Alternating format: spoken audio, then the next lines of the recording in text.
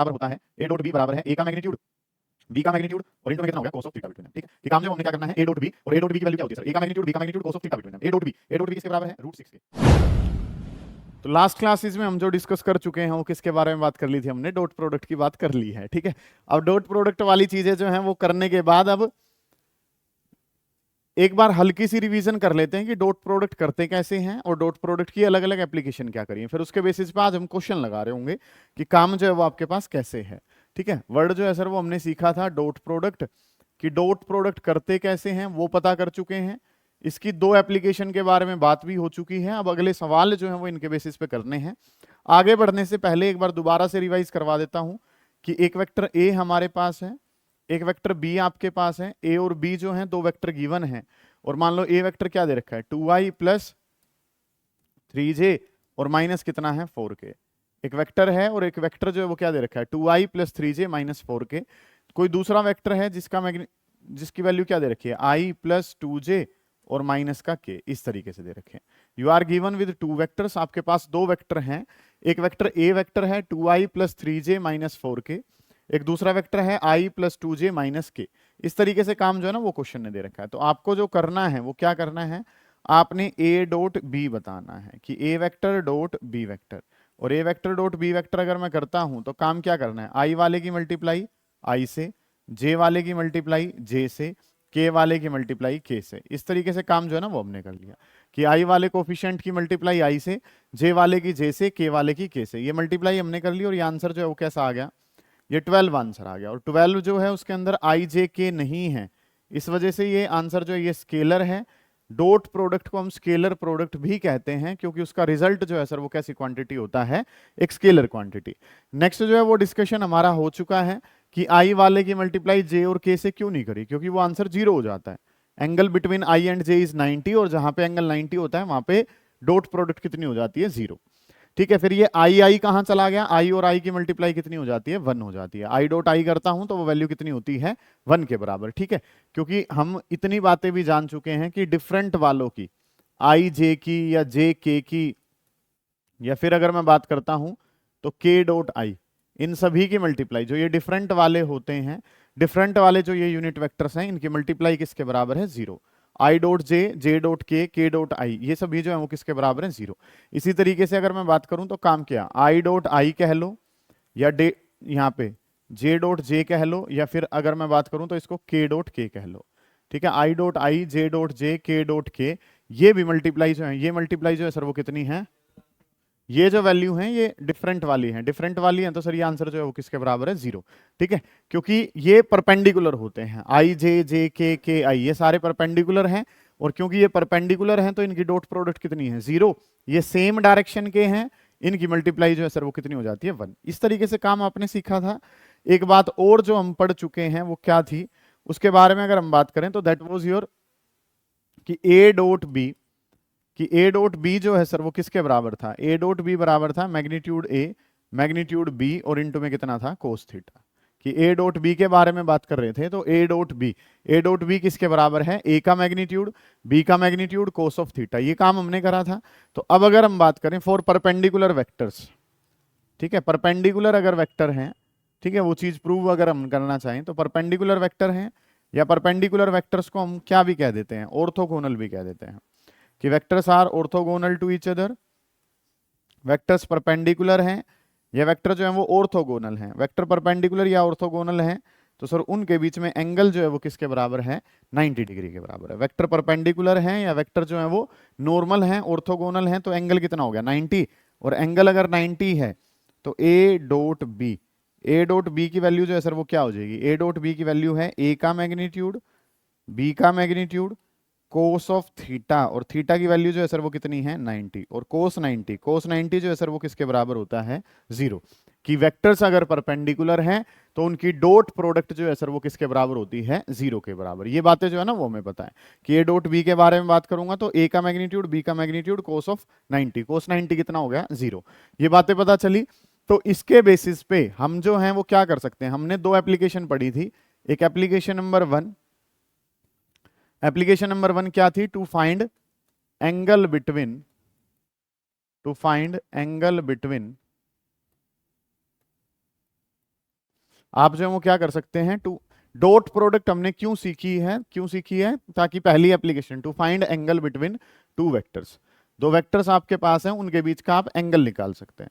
To find angle between two vectors, you are given with two vectors, और दो vector अगर दे रखे हैं तो उनके बीच में हम क्या निकाल सकते हैं, एंगल। किसकी हेल्प से, डॉट प्रोडक्ट की हेल्प से। जैसे कि क्या गिवन है कि एक ए वेक्टर आपने कोई भी कंसीडर कर लिया, एक बी वेक्टर कंसीडर कर लिया, ठीक है। मान लो इस वाली वैल्यू को जो है कुछ भी मान लेते हैं, आई माइनस 3j प्लस 4k, ठीक है। इस तरीके से हमारे पास पहला वेक्टर है, एक दूसरा वेक्टर मान लिया 2i माइनस जे और माइनस कितना है 2k। इस तरीके से ये हमारे पास क्या है, दूसरा vector. You are given with two vectors, हमारे पास दो वेक्टर गिवन है, एक का नाम a दूसरे वाले का नाम b। हमें इन दोनों के बीच में क्या निकालना है, एंगल निकालना है। तो we will use dot product. हम डॉट प्रोडक्ट का यूज करेंगे तो हमें क्या पता है कि a vector dot b vector, और a डॉट b जो है सर वो क्या होगा, a का मैग्नीट्यूड, फिर क्या हो जाएगा b का मैग्नीट्यूड, और cos of angle between them, cos of theta between them. ये काम करना है कि a डॉट b बताना है, तो a डॉट b क्या है, a का मैग्नीट्यूड b का magnitude cos of theta between them, ये काम करना है। अब सबसे पहले a डॉट b चाहिए, a डॉट b चाहिए, तो a डॉट b कैसे निकाल देंगे, a डॉट b करना है तो a dot b, a dot b की बात करेंगे तो शाबाश 2, और ये कितना हो जाएगा, प्लस का 3 और माइनस में कितना हो जाएगा 8, तो ये आंसर जो है वो कितना आ जाएगा, -3। तो वो कोई इश्यू नहीं है कि ये आंसर जो है वो प्लस आ रहा है या कैसा आ रहा है, माइनस आ रहा है। मेन बात है कि स्केलर आंसर आ रहा है। फिर जो रिक्वायरमेंट है A dot B, A dot B तो सर पता चल गया, अब ए डॉट बी पता चल चुका है, ए डॉट बी की जगह तो कितना है, -3 मेरे पास है, ए डॉट बी कितना आ गया, -3। अगला काम क्या है, ए का मैग्नीट्यूड, फिर काम क्या है, बी का मैग्नीट्यूड।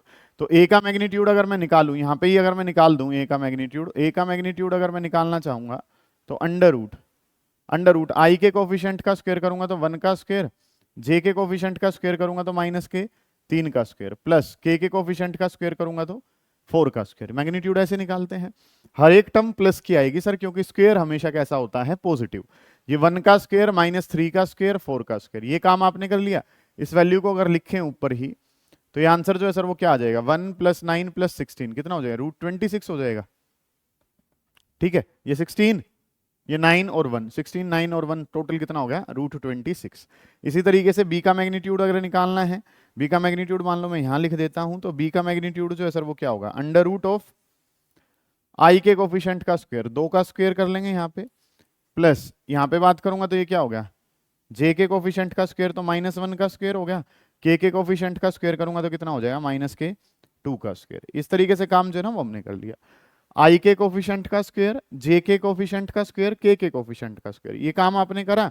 इस वैल्यू को अगर लिखते हैं तो ये जो काम है सर ये क्या बन जाएगा, 4 + 1 + 4, तो आंसर कितना हो जाएगा, √9, और 9 का रूट कर दिया तो सर रूट का 9 का रूट करा तो आंसर किसके बराबर है, 3 के बराबर है, ठीक है। ये चीजें आपने कर ली कि हमें ए डॉट बी चाहिए था, ए डॉट बी चाहिए तो हमने इस तरीके ए डॉट बी निकाल लिया पहले, फिर ए का मैग्नीट्यूड चाहिए तो ए का मैग्नीट्यूड निकाल लिया, फिर बी का मैग्नीट्यूड निकाल लिया, और then cos theta.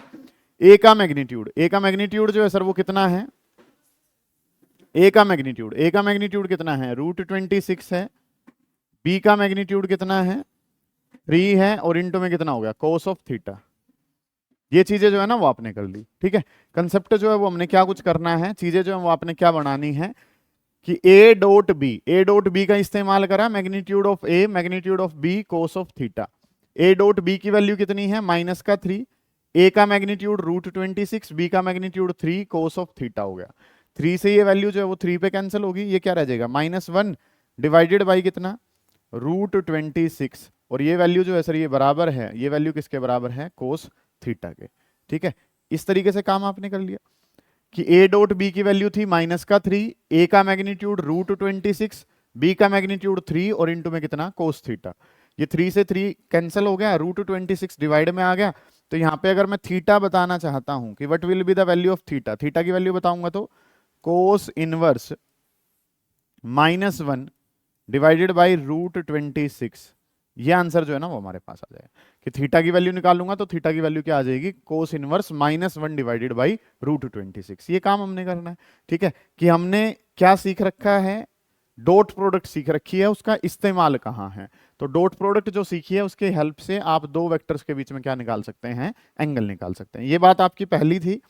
Application number 2, ठीक है, ये चीजें जो है वो हम पहले वाली क्लासेस में भी डिस्कस कर चुके हैं, बट ये इंपॉर्टेंट है, बार बार सवाल इनसे आते हैं, इस वजह से इनको दोबारा से कर रहे हैं। ठीक है, तो एप्लीकेशन नंबर 2, जब इसकी एप्लीकेशन नंबर 2 के बारे में बात करते हैं तो वो क्या थी, टू फाइंड एनी कॉन्स्टेंट। हम क्या कर सकते हैं, टू फाइंड एनी कॉन्स्टेंट, कोई कॉन्स्टेंट जो है वो हम निकाल सकते हैं। To find any constant in case of, in case of, किसके केस में, to find any constant in case of perpendicular vectors, कि अगर हमारे पास दो वेक्टर हैं और दोनों वेक्टर्स जो हैं वो कैसे हैं, परपेंडिकुलर है। You are given with two vectors, हमारे पास दो वेक्टर गिवन है और दोनों वेक्टर जो है वो कैसे हैं, परपेंडिकुलर। तो मान लो कोई कांस्टेंट अगर नहीं भी दे रखा है तो उसकी वैल्यू भी जो है ना वो हम निकाल सकते हैं। जैसे क्या, कि आपके पास एक वेक्टर ए वेक्टर है, दूसरे वाला वेक्टर जो है वो क्या है, बी वेक्टर। एक ए वेक्टर है, दूसरा बी वेक्टर है। ए वाला वेक्टर क्या है, 2y plus 3j minus 7k।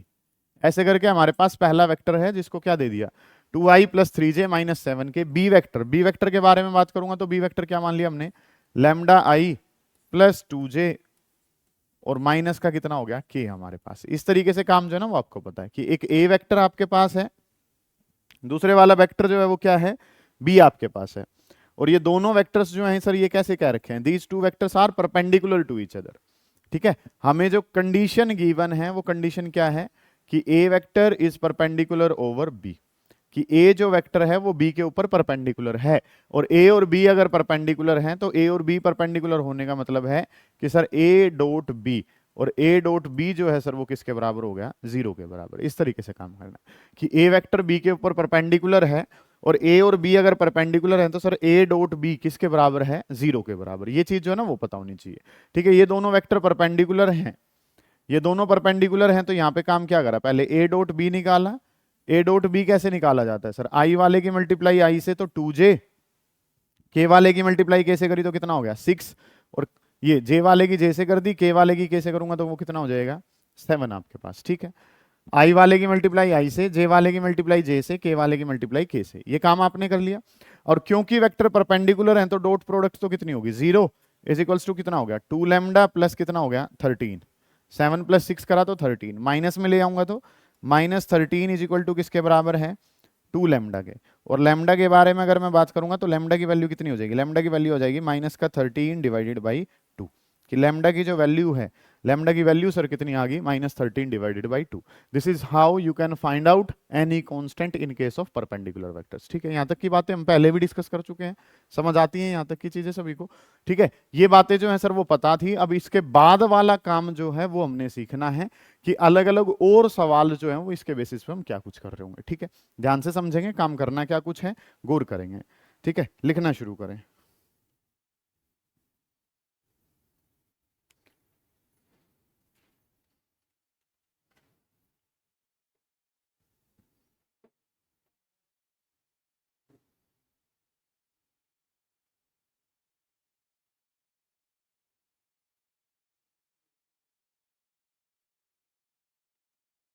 बोलूं, क्वेश्चन करें इसके बेसिस पे। अच्छे सवाल होंगे जिन पे आपने ध्यान देना है। ठीक है,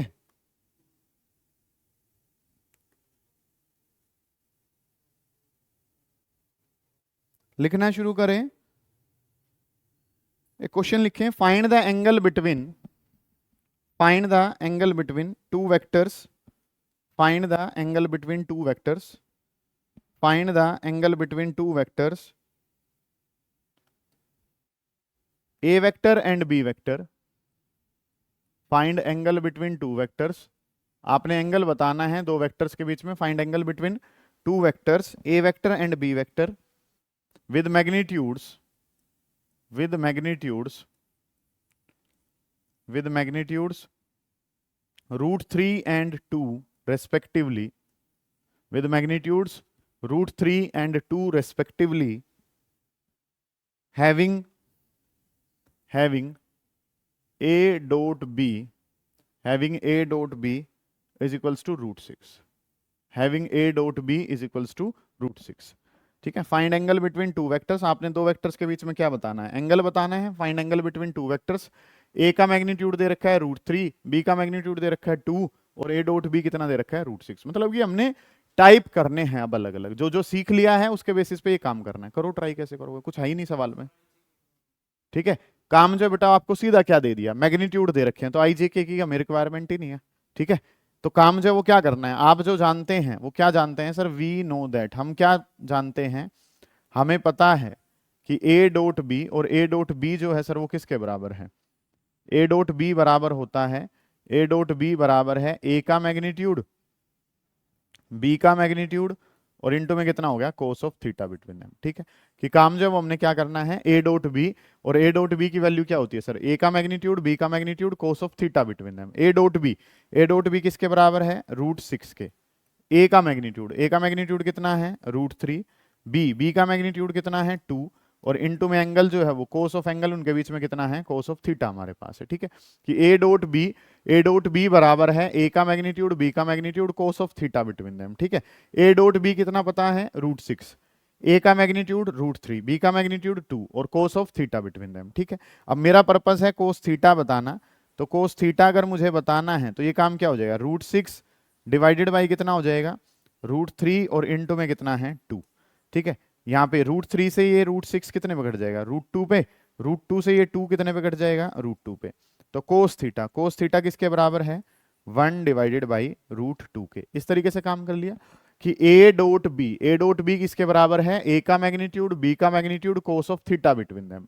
ए डॉट बी कितना है √6, ए का मैग्नीट्यूड √3, बी का मैग्नीट्यूड 2, कोस ऑफ थीटा। इन दोनों को उठाया नीचे ले गए, √3 से √2 पे, √2 से √2 पे। कोस थीटा कितना हो गया, 1 डिवाइडेड बाई √2, और 1/√2 जो वैल्यू है बेटा वो किस पे पता है, कोस 45 पे। तो angle between these two vectors, इन दोनों वेक्टर्स के बीच में जो एंगल है, इन दोनों वेक्टर के बीच में एंगल कितना आ गया सर, 45 डिग्री। लॉजिकल है सभी के लिए। कोई ऐसा बच्चा जिसको दिक्कत आ रही है वो पूछ लो, कोई बात ही नहीं है सर, इसमें तो कुछ करना ही नहीं, ना डॉट प्रोडक्ट करनी आनी चाहिए, ना मैग्नीट्यूड निकालना आना चाहिए, सब पता है बस। √2/2 को जो है बेटा वो कैसे सोल्व करा, √2 डिवाइडेड बाई 2 था, 2 को दो हिस्से बना लिए ना, √2 इंटू √2 करके, 2 जो था उसके दो हिस्से बना लिए, √2 इंटू √2, तो बेटा √2 से √2 कट जाएगा, क्या रह जाएगा 1/√2, और 1/√2 किसके बराबर होता है, कोस 45। सर समझ आ रही है आपको चीजें, आई जे के की जरूरत ही नहीं पड़ी कहीं पे भी। ठीक है, ये तो मतलब उसका भी बहुत बेसिक सा वर्जन है जो आपने पढ़ा है। ठीक है, मतलब कि हमने अलग अलग टाइप्स लगाने हैं, किसी भी तरीके से सवाल आ जाए हम छोड़ेंगे नहीं, ऐसी भावना जो है वो आपके मन में होनी चाहिए। ठीक है जी, नेक्स्ट जो काम है एक बेसिक सही है वैसे तो, बट लिख लो कोई बात नहीं, सवाल तो हो ही जाएंगे ना, क्योंकि what you have to do is question practice, आपने लगातार क्वेश्चन प्रैक्टिस ही करनी है, इसके अलावा और कोई काम नहीं है आपका। लिखे find angle between the vectors, find angle between the vectors A vector and B vector, find angle between the vectors A vector and B vector. A दे रखा है i-2j +3 के। ठीक है, जो आप कह रहे थे आई जे के चाहिए सर, तो उसके हिसाब से ये सवाल दे दिया, i-2j +3 के, और बी वेक्टर दिखा रखा है 3i-2j और प्लस कितना है k। एक ए वेक्टर है जो कि कितना दे रखा है i-2j +3 के, एक बी वेक्टर है जो कि कितना दे रखा है 3i-2j +k। इस तरीके से दो वेक्टर गिवन है, and you have to find out the angle between these two. आपने इन दोनों के बीच में क्या बताना है, एंगल बताना है, कि इन दोनों के बीच में एंगल जो है सर उसकी वैल्यू क्या होगी, ये आपका सवाल है। ठीक है, एक ए है एक बी है, आपने इनके बीच में एंगल देना है कि एंगल किसके बराबर होगा, ये आपका कंसेप्ट है। तो इसके बारे में अगर मैं बात करूं तो काम जो हमने करना क्या कुछ है, ए डॉट बी बताना है सर, कि ए डॉट बी किसके बराबर होगा, ये आपका सवाल है। ठीक है, एंगल निकालना है, कैसे निकालोगे, ए डॉट बी, आई वाले की आई से करूंगा तो 3, जे वाले की जे से करूंगा 4, के वाले की के से करूंगा 3 हो गया, तो this comes out to be 10। Dot product सभी की 10 आ रही है, सभी ने 10 ही आंसर निकाला है डॉट प्रोडक्ट का। ओके है यहां तक का काम। तो अब you have to find out the value of A magnitude, A magnitude बताना है, then you have to find out the value of B का मैग्नीट्यूड। ए और बी के मैग्नीट्यूड आपने निकालने हैं, तो ए का मैग्नीट्यूड बताना है, तो सर आई के कोफिशिएंट का स्क्वायर 1 का स्क्वायर, जे के कोफिशिएंट का स्क्वायर -2 का स्क्वायर, के कोफिशिएंट का स्क्वायर 3 का स्क्वायर। इस तरीके से काम आपने कर लिया, आई के कोफिशिएंट का स्क्वायर, जे के कोफिशिएंट का स्क्वायर, के कोफिशिएंट का स्क्वायर। ये वैल्यू जो है सर वो कितनी आ जाएगी, √1 + 4 और प्लस कितना हो गया 9, तो √14 है सभी का मैग्नीट्यूड। ठीक है। ए का मैग्नीट्यूड कितना आ रहा है सर, √14 आ रहा है, सभी का √14 आ रहा है। ठीक है जी। अब जो काम है बी का मैग्नीट्यूड बताओ, बी का भी सेम आना चाहिए, मुझे तो ऐसा लग रहा है। तो काम जो है वो क्या करना है यहाँ पे, ये जो है ये कितना आ रहा है, 3 का स्क्वायर हो गया प्लस जे के कोफिशिएंट का स्क्वायर करा तो -2 का स्क्वायर हो गया। नेक्स्ट जो है वो के है तो ये हमारे पास क्या हो जाएगा, 1 का स्क्वायर आपके पास हो जाएगा। ठीक है। अंडर रूट यहाँ पे वैल्यू निकालूंगा तो ये कितना हो जाएगा, 9 प्लस कितना हो जाएगा 4 और प्लस कितना हो जाएगा 1। इस तरीके से काम है। तो ये वैल्यू जो है सर, ये वाली वैल्यू भी किसके बराबर है, √14 के बराबर है। इस तरीके से काम कर लिया कि सर ए का मैग्नीट्यूड निकाल लिया, बी का मैग्नीट्यूड निकाल लिया। अब एंगल निकालना है, तो एंगल निकालने के लिए सर हम क्या जानते हैं, to find angle we know that, हमें पता है। और हमें क्या पता है वो देख लेते हैं एक बार। वी नो दैट, हमें क्या पता है, हमें पता है कि सर ए डॉट बी, और ए डॉट बी बराबर है किसके, ए का मैग्नीट्यूड बी का magnitude cos of angle between them. इस तरीके से चीजें जो है ना सर वो हमें पता है कि ए डॉट बी पता है, ए डॉट बी कितना पता है, ए का मैग्नीट्यूड बी का magnitude cos of theta. A dot B कितना है 10, ए का मैग्नीट्यूड कितना है √14, बी का मैग्नीट्यूड वो भी कितना है √14 और कोस ऑफ थीटा बिटवीन देम। इस तरीके से काम कर लिया कि ए डॉट बी बराबर है ए का मैग्नीट्यूड बी का magnitude cos of theta. A dot B कितना है 10, ए का मैग्नीट्यूड √14, बी का मैग्नीट्यूड √14 कोस ऑफ थीटा। ठीक है। ये 10 इज इक्वल्स टू कितना हो गया, √14 कितना हो गया 14, और इंटू में कितना हो गया कोस थीटा। इसको लिखूंगा तो 10 डिवाइडेड बाई 14, और ये वैल्यू किसके बराबर है, कोस ऑफ थीटा के बराबर है। 10 से ये कितने पे गया 5 पे, और ये कितने पे गया 7 पे, तो कोस थीटा किसके बराबर है 5 डिवाइडेड बाई 7। कोस थीटा जो है वो किसके बराबर है 5/7। मेरा पर्पस क्या है, I have to find out the angle, मुझे एंगल बताना है, तो कोस इनवर्स कर दूंगा बेटा। कोस इनवर्स कितना हो जाएगा 5/7। जैसे पिछले वाले सवाल में उसकी वैल्यू पता थी तो एंगल निकाल दिया था, ये नहीं पता है तो इसको इतना ही छोड़ देंगे, बस इतनी सी कहानी है। देखो पढ़ो करो, कोई दिक्कत आ रही है उसको पूछो। ठीक है। समझ आ रही है ये चीजें आपको, कि काम जो है वो आपने क्या करना है कि ए डॉट बी बताना है, this is how you can find out A dot B, and then you have to find out the value of angle. Cos theta हमें बताना है, तो कोस थीटा हम इस तरीके से बता सकते हैं, कोई बात ही नहीं हो रही है। ठीक है जी।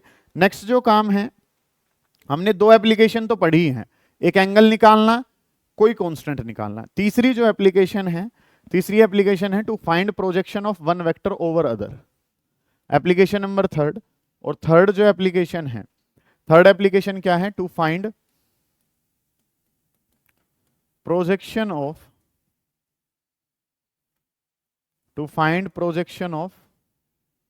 One vector over another, to find projection of one vector over another. ठीक है। हमने क्या करना है, हमने प्रोजेक्शन बतानी है एक वेक्टर की दूसरे वाले वेक्टर पे, to find projection of one vector over another, कि हमने प्रोजेक्शन बतानी है एक वेक्टर की दूसरे के ऊपर। To find projection of one vector over another, कि हमने प्रोजेक्शन बतानी है एक वेक्टर की दूसरे के ऊपर। कैसे, कि काम जो है सर वो क्या करनी है, you have to find out projection of A vector over B vector, कि ए वेक्टर को जब बी के ऊपर डाला जाएगा तो कितना हिस्सा जो है ना वो हमें मिल रहा होगा। ठीक है। To find projection of one, अभी तो नाम ही लिखा है ना मैंने कि ये प्रोजेक्शन निकालनी है, कैसे निकालनी है वो मैं बता रहा हूं। काम जो वो क्या करना है, to find projection of one vector over another, कि पहला जो वेक्टर है वो क्या है ए, दूसरा जो वेक्टर है वो क्या है बी। क्या मतलब है सर प्रोजेक्शन का, क्या चीजें हैं, कि हमारे पास एक वेक्टर जो है वो इस तरीके से है, ये वेक्टर जो है वो क्या है ए, और ये वेक्टर जो है ये क्या है बी। प्रोजेक्शन का मतलब क्या है, जब इस वेक्टर का इस डायरेक्शन में कंपोनेंट लिया जाएगा, इस वेक्टर को जब इसके ऊपर रखा जाएगा तो कितना आंसर आ रहा होगा, वो मतलब है किसका, प्रोजेक्शन का। कि हमें क्या पता है, मान लो इस तरीके से चीजें हैं कि ये जो वेक्टर है, एक वेक्टर जो है ये क्या है बी, ये मेरा छोटा सा हाथ जो है ये क्या काम कर रहा है, ए का काम कर रहा है। ठीक है। काम जो वो क्या कर रहे हैं, इतने वाले हिस्से की बात कर रहा हूं। हाथ छोटे का मतलब क्या है कि बस इतना पोर्शन ले रहे हैं, यहां तक का हाथ नहीं ले रहे हैं, वैसे तो दोनों बराबर ही हो जाएंगे ना फिर। तो एक वेक्टर ए और एक दूसरे का है बी। प्रोजेक्शन का मतलब क्या है कि जब इसको, मतलब कि क्या होता है, कोई भी इंक्लाइंड कंपोनेंट अगर होता है इस तरीके से, तो उसके बहुत सारे कंपोनेंट होते हैं, एक कंपोनेंट उसका हॉरिजॉन्टल और एक हम कैसा लेके चलते हैं वर्टिकल। अगर उसकी बात करूं तो उसके कंपोनेंट कितने हैं, इनफाइनाइट कंपोनेंट है। इनफाइनाइट कंपोनेंट का क्या मतलब होता है कि इसके कितने भी वेक्टर बना लो कोई दिक्कत नहीं है। फिर एक वर्ड होता है रेक्टेंगुलर कंपोनेंट। रेक्टेंगुलर कंपोनेंट 3 होते हैं, कितने होते हैं रेक्टेंगुलर कंपोनेंट 3, एक एक्स में, एक वाई में और एक कहां जेड में, जो म्यूचुअली परपेंडिकुलर होते हैं। 2D में बात करें तो 2D में कितने आएंगे, 2D में 2 होंगे, एक कहां होगा हॉरिजॉन्टल और एक कहां होगा वर्टिकल। दोबारा देखो, ध्यान से समझो। To find projection of one vector over another, एक वेक्टर की प्रोजेक्शन दूसरे के ऊपर देनी है। प्रोजेक्शन देने का मतलब क्या है कि जब इस वेक्टर को इसके ऊपर डाला जाएगा तो आंसर क्या आएगा, ठीक है। इस वाले वेक्टर को इस डायरेक्शन में लाएंगे तो क्या चीजें बनेंगी। तो प्रोजेक्शन जो है सर वो इसकी दो प्रोजेक्शन हम लेते हैं। एक जो प्रोजेक्शन है वो है स्केलर प्रोजेक्शन, स्केलर में आंसर कितना आ जाएगा, और एक जो प्रोजेक्शन है सर वो हमारे पास क्या है, vector projection. To find projection of one vector over another, तो प्रोजेक्शन कितने प्रकार की, दो, एक स्केलर और एक कैसी, वेक्टर। स्केलर प्रोजेक्शन बतानी है तो सर उसका फॉर्मूला है ए वेक्टर डॉट बी की कैप।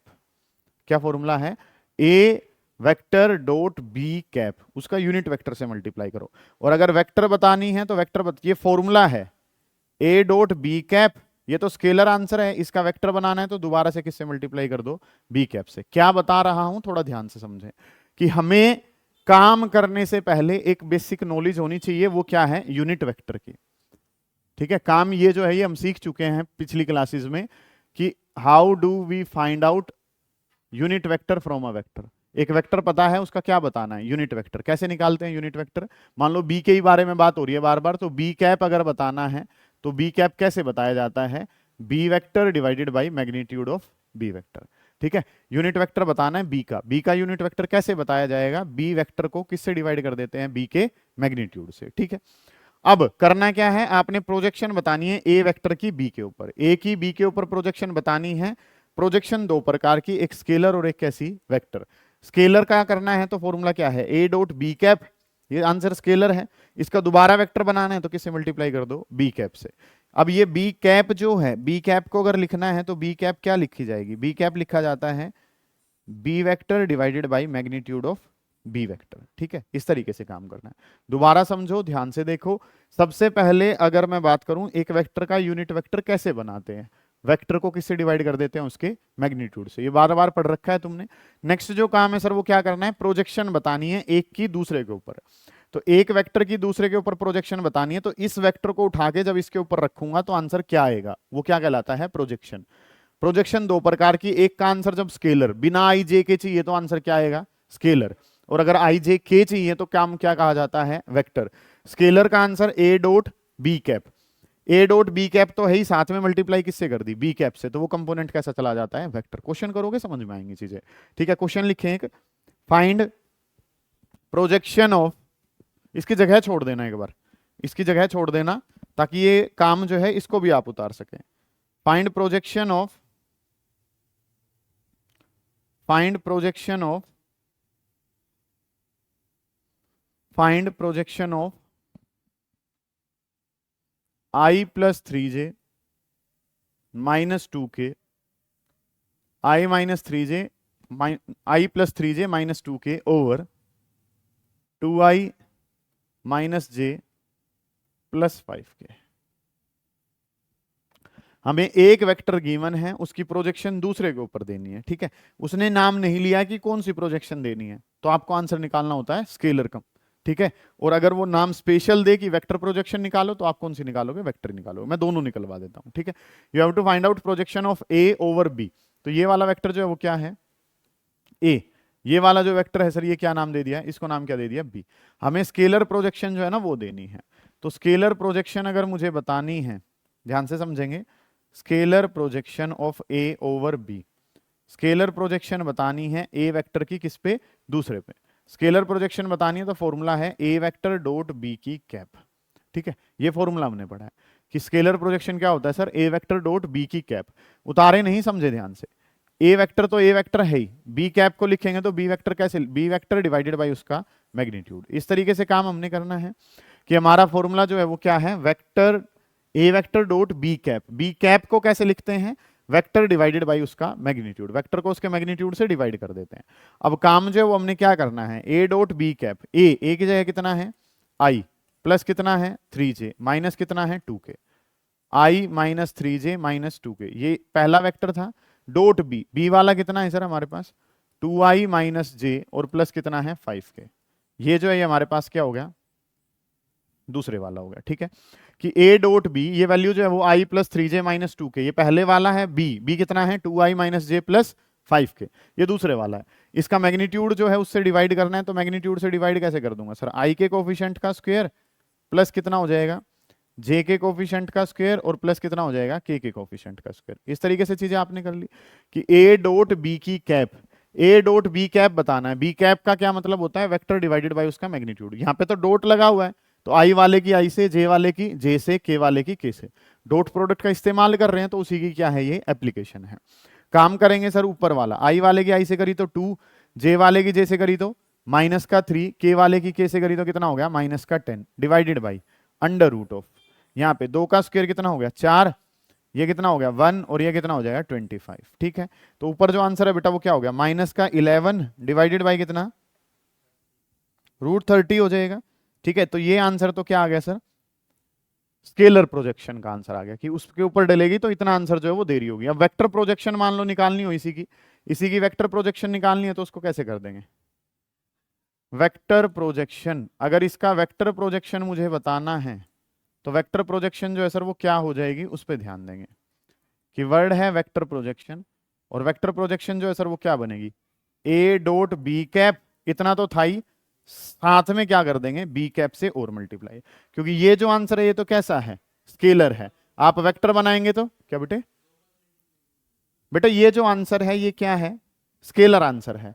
आपको इसका क्या बनाना है, वेक्टर। वेक्टर बनाना है तो एक यूनिट वेक्टर से मल्टीप्लाई करते हैं। यूनिट वेक्टर का मतलब जिसका मैग्नीट्यूड तो कितना हो 1, वो सिर्फ क्या देने के काम आएगा, फिर डायरेक्शन देने के काम आएगा। हमने नाम जो वो क्या पढ़ा था, हमने नाम पढ़ा था यूनिट वेक्टर। अब यूनिट वेक्टर, वेक्टर के पास कितनी चीजें होती हैं बेटे, 2, एक मैग्नीट्यूड और एक क्या होती है, डायरेक्शन। ठीक बात है, एक वेक्टर के पास 2 चीजें होती हैं, मैग्नीट्यूड होता है और क्या होती है, डायरेक्शन। यूनिट, यूनिट का मतलब उसका मैग्नीट्यूड कितना है 1, तो वो उसके पास बच क्या गया, खाली डायरेक्शन। इसमें डायरेक्शन लगानी है, डायरेक्शन लगते ही ये क्या बन जाएगा, वेक्टर बन जाएगा। डायरेक्शन बनानी है तो इसको किससे मल्टीप्लाई करना पड़ा, यूनिट वेक्टर से मल्टीप्लाई करना पड़ा। ठीक है, क्या बेटे, तो बेटा ए डॉट बी कैप का आंसर कैसा है, स्केलर आंसर है। इसका क्या बनाना है, वेक्टर। स्केलर से वेक्टर बनाते कैसे, मतलब डायरेक्शन देते हैं, डायरेक्शन देनी है तो किससे मल्टीप्लाई करेंगे, यूनिट वेक्टर से मल्टीप्लाई करेंगे। ठीक है, तो ए डॉट बी कैप तो हमारे पास है ही। यह आंसर कैसा आ रहा है, यह आंसर कैसा है, स्केलर। इसमें डायरेक्शन देनी है तो क्या करनी पड़ेगी, यूनिट वेक्टर से मल्टीप्लाई। आपने लिखा है ना ये शब्द बार बार यूनिट वेक्टर में, unit vector is used to show the direction, वो डायरेक्शन शो करने के काम आएगा। तो A dot B cap, A dot B cap तो सर किसके बराबर है, -11 डिवाइडेड बाई कितना, √30। ठीक है, A dot B cap, A dot B cap कितना है, -11 डिवाइडेड बाई √30 है। बी कैप, बी कैप के बारे में बात करूं तो बी कैप तो कितना था सर, 2i माइनस का j और प्लस कितना है 5 के, और इसका मैग्नीट्यूड दोबारा से कितना था, √30 था। समझ आइए ये बात, इस बात पे ध्यान दें, उतारने में फोकस कम दो, थोड़ा सा पढ़ाई पे थोड़ा ज्यादा ध्यान दो, जो पढ़ा रहा हूं उस पर ध्यान दो। ठीक है, और एक बार को 6 बार मत कहा करो। ठीक है, एक बार कह दी फाइनल है बस, वो नहीं उतारना तो नहीं उतारना। ठीक है, काम जो वो क्या करना है, A dot B cap. A dot B cap का मतलब क्या है कि सर इसका स्केलर प्रोजेक्शन दिया, ये आंसर हमें दिख रहा है कि सर ये आंसर तो कैसा है, स्केलर है। उसका क्या बनाना है, वेक्टर। वेक्टर बनाना है तो यूनिट वेक्टर से मल्टीप्लाई करनी पड़ेगी। यूनिट वेक्टर कौन सा था, बी कैप था, उससे मल्टीप्लाई कर दी। √30 कितना हो गया, 30 हमारे पास हो गया। ये वैल्यू जो है वो कितनी बन गई, 30 बन गई। इसकी मल्टीप्लाई करूंगा तो ये कितना हो गया, -22i कैप। अंदर मल्टीप्लाई करूंगा तो प्लस कितना हो जाए, 11 ऑफ जे कैप, और अंदर कर दिया तो क्या हो गया, -55 ऑफ के कैप। इस तरीके से प्रोजेक्ट जो है ना सर वो हमने कर लिया। कोई दिक्कत है इतने काम में? तो अब जो आंसर है, ये वाला आंसर देखो, इस वाले आंसर का आंसर कैसा है, ये एक स्केलर है, क्योंकि इसमें आई जे के नहीं है। उस वाले में क्या आ गया, आई जे के आ चुका है, तो वो आंसर कैसा है, वेक्टर आंसर है। ठीक है, दोबारा देख लो, ध्यान से समझ लो, कौन सी चीज क्यों कब कैसे करी है वो पता हो। सबसे पहले आपने जाना to find projection of one over another. जब इसको इसके ऊपर डाला जाएगा तो आंसर क्या आएगा, आंसर दोनों हो सकते हैं, स्केलर भी और कैसा, वेक्टर भी। स्केलर है तो उसका फॉर्मूला क्या है, ए डॉट बी कैप है। बी कैप का मतलब वो एक यूनिट वेक्टर है। यूनिट वेक्टर कैसे निकालते हैं, वेक्टर को किससे डिवाइड करते हैं, उसके मैग्नीट्यूड से। वेक्टर बताना है तो ये तो स्केलर आंसर आया है, स्केलर आंसर आया तो दोबारा से किससे मल्टीप्लाई कर दो, डायरेक्शन से। डायरेक्शन किससे दी जाती है, यूनिट वेक्टर से। समझ आइए तेरे को बात मैंने क्या बताई। बी यूनिट वेक्टर नहीं है ना बेटा, जिसके ऊपर कैप लगेगी वो यूनिट वेक्टर होगा। कहा, ये कह रहा है ना, तो बेटा ये जो आंसर है ये कैसा आंसर है, स्केलर आंसर है ये। तो इतना जो आंसर है तेरा, इतना आंसर तो क्या आया है, स्केलर आया है। तुझे आंसर चाहिए कैसा, वेक्टर चाहिए। स्केलर का वेक्टर कैसे बनता है? जब डायरेक्शन जोड़ी जाती है। डायरेक्शन कैसे जुड़ेगी? जब आप इसकी मल्टीप्लाई किससे कर दोगे? यूनिट वेक्टर से। दोबारा पूछ, जहां दिक्कत आ रही है उसको पूछने की कोशिश कर। जब तूने ये ए डॉट बी कैप निकाला है, ए डॉट बी कैप कैसा आंसर आया है? स्केलर आंसर आया है। अब तू क्या चाहता है, क्या करूं मैं? इसको वेक्टर बनाना है। वेक्टर बनाना है तो इसके साथ क्या लगानी पड़ेगी? डायरेक्शन। डायरेक्शन लगानी पड़ेगी तो डायरेक्शन को क्या कह दिया? बी कैप कह दिया। यही तो कह रहा हूं मैं। तू कह रहा है कि इतना ही छोड़ दूं, ए डॉट बी कैप करके छोड़ दूं? ठीक है, हाँ। तो मैग्नीट्यूड ले लेते हैं बेटा उसका। बेटा हमें जिसकी, अगर ये क्या कहता, यहां पे बी कहता, वहां पे ए कहता, तो बी डॉट ए कैप कर देते। पहले की दूसरे पे प्रोजेक्शन बतानी है तो पहला एज इट इज दूसरे का यूनिट वेक्टर। फॉर्मूला चेंज हो जाता है अगर वो क्या कहता, बी ओवर ए कहता, बी वेक्टर ओवर ए वेक्टर कहता, तो फॉर्मूला बदल जाता। फिर क्या हो जाता? बी वेक्टर डॉट ए की कैप हो जाता। बाहर ब्रैकेट में फिर जो है वो वेक्टर कंपोनेंट बताना होता तो फिर ए कैप करते। जो पहले वाला है वो सेम रखना है, दूसरे का यूनिट वेक्टर आपने लेना है। ठीक है, जिसके ऊपर काम करना है, find projection of A over B. जो ओवर है ना, उस ओवर का यूनिट वेक्टर बनाना है तुमने। समझ आई ये बात मैं क्या कर रहा हूं? ठीक है जी, इस तरीके से ये चीजें जो है आपने करनी है। उतारो इस वाले पोर्शन को एक बार, फिर आगे बढ़ेंगे। लिखें, क्वेश्चन लिखेंगे, find magnitude A vector and magnitude B vector. Find A magnitude and B magnitude. A और बी का मैग्नीट्यूड जो है वो आपने बताना है। Find A magnitude and B magnitude if A vector plus B vector, A plus B dot A minus B is equals to 8। A plus B, A minus B is equals to 8। A का magnitude is equal to 8 times B का magnitude. ठीक है, एक सवाल ये बहुत basic सा है, एक प्रॉपर्टी समझाने के लिए ऐसा कर रहा हूं। ठीक है, ए और बी का magnitude you have to find out, you have to find out the value of A and B का magnitude if A plus B, A minus B is equals to 8। A plus B और A minus B is equal to 8 के बराबर है। A का magnitude बराबर है 8 times of B का magnitude. ठीक है, क्वेश्चन जो है वो मतलब कि कुछ बच्चे आंसर निकालना है तो कोई दिक्कत ही नहीं है, ए plus B A minus B करते हैं तो ए स्क्वायर माइनस बी स्क्वायर करते हैं, लेकिन चीजें जो आपने समझनी है उन पर थोड़ा सा ध्यान देंगे। सबसे पहले जो है वो एक बात है, ठीक है, और क्यों ये बात क्यों बताई जा रही है, क्योंकि आगे जाके ये वैलिडेट हमेशा नहीं होगी। सबसे पहले एक वर्ड है और वो वर्ड है कि ए डॉट बी किसके बराबर होगा? बी डॉट ए के बराबर होगा। कि ए डॉट बी किसके बराबर होता है? B dot A. ये क्रॉस पे वैलिड नहीं होती है, ये जो है ये सिर्फ किस पे वैलिड होती है? डॉट प्रोडक्ट पे। हमने थोड़ा सा अंदाजा किसका भी पढ़ रखा है? क्रॉस प्रोडक्ट का। क्रॉस प्रोडक्ट में ये उल्टा और सीधा एक समान नहीं होता है, डॉट में सेम होते हैं। ठीक है, कि ए डॉट बी किसके बराबर होता है? बी डॉट ए के। और इस प्रॉपर्टी को हम नाम देते हैं कम्यूटेटिव प्रॉपर्टी। क्या नाम देते हैं? Commutative property. कम्यूटेटिव प्रॉपर्टी का सर क्या मतलब है? कम्यूटेटिव प्रॉपर्टी का छोटा सा मतलब है उल्टा सीधा एक समान, कि ए की मल्टीप्लाई बी से कर लो या बी की मल्टीप्लाई ए से कर लो। ठीक है, दोनों जो आंसर आने हैं वो आंसर कैसे आने हैं? सेम आने हैं। इस बात पे थोड़ा सा ध्यान दो, अगर कहा गया है पेन मत चलाओ तो मत चलाओ। ठीक है, काम जो वो क्या करना है, नहीं तो ये मार्कर जो है ना, समझो आप थोड़ा सा, काम जो वो क्या करना है, A dot B, A dot B किसके बराबर है? ए डॉट बी बराबर है किसके? बी डॉट ए के। कम्यूटेटिव प्रॉपर्टी जो है इसको कहा जाता है। ठीक है, तो अब आपके मन में बात आ रही है कि सर ये A dot B B dot A के तो हमेशा बराबर हो गई, तो बेटा ये हर प्रॉपर्टी में नहीं रहेगा। जैसे अगर मैं क्रॉस प्रोडक्ट की बात करूंगा, ठीक है, हमने क्या पढ़ रखा है? हमने पढ़ रखा है क्रॉस प्रोडक्ट को। क्रॉस प्रोडक्ट जो है वो क्या कह रही है कि ए क्रॉस बी बराबर नहीं होता है किसके? बी क्रॉस ए के। कि ए क्रॉस बी बराबर नहीं होता है, किसके बराबर नहीं होता है? ए क्रॉस बी किसके बराबर नहीं होता है? बी क्रॉस ए के बराबर नहीं होता है। क्यों नहीं होता है वो हम सीखेंगे जब हम क्रॉस प्रोडक्ट कर रहे होंगे।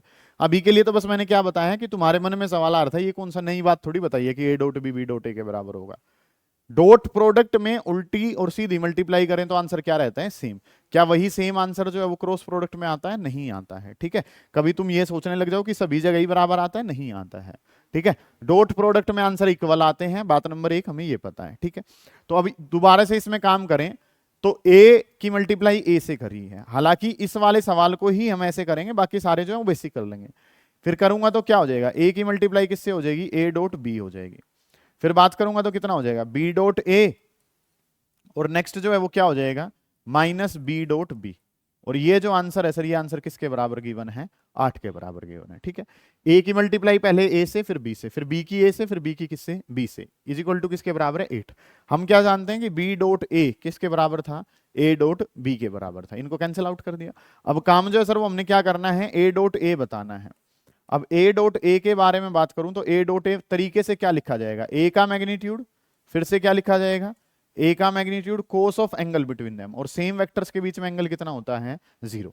ए ऐसे है तो दोबारा से ए कहां जाएगा? उसी के ऊपर ही तो जाएगा। और दोनों अगर सेम डायरेक्शन में है तो एंगल कितना हो गया बेटा? 0 के बराबर। ठीक है, कोस 0 1 हो जाता है, शाबाश। तो ए का मैग्नीट्यूड का क्या हो जाएगा? स्क्वायर, और कोस 0 किसके बराबर है? 1। ठीक है, तो काम जो है सर वो क्या बन गया? ये बन गया ए के मैग्नीट्यूड का स्क्वायर। ऐसे ही बी के बारे में बात करूंगा तो क्या हो जाएगा? बी के मैग्नीट्यूड का स्क्वायर इज इक्वल टू कितना है? 8। कुछ बच्चे कहेंगे कि हमें तो पता ही ना था ए plus B, A minus B क्या होता है? ए स्क्वायर माइनस बी स्क्वायर। बेटा वो तुमने स्केलर्स के लिए पढ़ रखा है, ये आंसर किसके लिए है? वेक्टर के लिए। चीजें इस तरीके से बनती हैं, पता हो एटलीस्ट कि बनी कैसे है। ठीक है, इज इक्वल टू ए के बराबर है। अब क्वेश्चन ने क्या क्या रखा है? ए का मैग्नीट्यूड 8 टाइम्स है बी के मैग्नीट्यूड के, तो स्क्वायर करूंगा तो 8 का स्क्वायर करूंगा तो 64, मैग्नीट्यूड ऑफ क्या हो जाएगा? बी स्क्वायर, माइनस में magnitude of B square is equal to किसके बराबर है? 8 के बराबर। ये वैल्यू क्या हो जाएगी? 63 बी के मैग्नीट्यूड का स्क्वायर इज इक्वल टू कितना है? 8।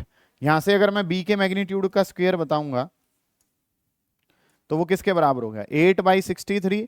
और मुझे बी का मैग्नीट्यूड चाहिए, तो बी का मैग्नीट्यूड चाहिए तो इसका क्या कर दूंगा मैं? Under root 8 divided by 63। ठीक है, 8 को 4 इंटू 2 लिख सकता हूं।